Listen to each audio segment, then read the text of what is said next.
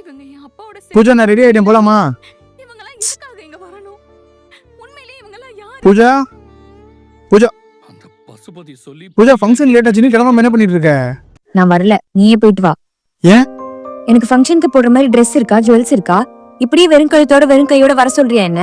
நம்மள்ட்ட என்ன இருக்கோ அதை போட்டு போவோம் பூஜா. என்னால அப்படி எல்லாம் வர முடியாது. நீ அப்படியே போ.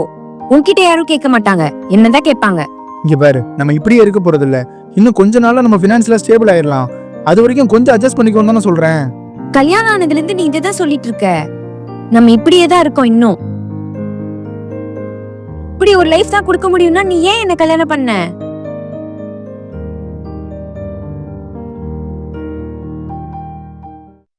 இப்படி ஒரு லைஃப் தான் கொடுக்க முடியும்னா நீ ஏன் என்ன கல்யாணம் பண்ண?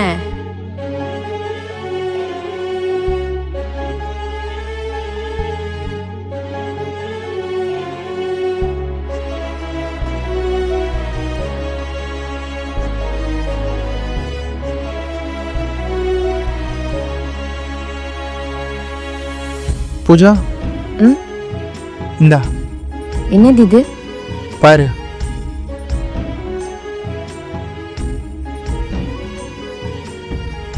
ஐ, ட்ரெஸ், ஜுவல்ஸ் ம் நல்லா இருக்கு.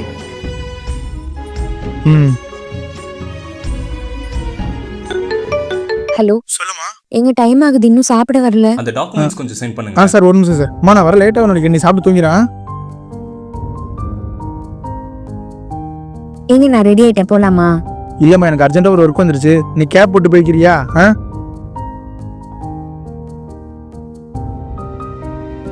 நீ கிளம்பலையா? நீங்க முன்ன மாதிரி என் கூட டைம் ஸ்பெண்ட் பண்றது இல்ல, என்ன வெளியே கூட கூட்டிட்டு போறது இல்ல. கடைசியா நம்ம 2 பேரும் எப்போ ஒன்னா உட்காந்து சாப்பிட்டேன்னு கூட தெரியல. ஏங்க என்ன உங்களுக்கு பிடிக்கலையா? உன்னை பிடிச்சனால தானம்மா இதெல்லாம் பண்றேன். நீ தானே இதுக்கெல்லாம் ஆசைப்பட்ட. கொஞ்சம் நல்லா யோசிச்சு பாரு, நம்ம எப்படிலாம் இருந்தோன்னு.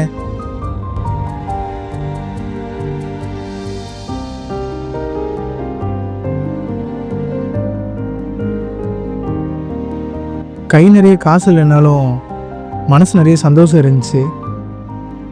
இப்போ காசு நிறைய இருக்கு, ஆனா சந்தோஷம்தான்.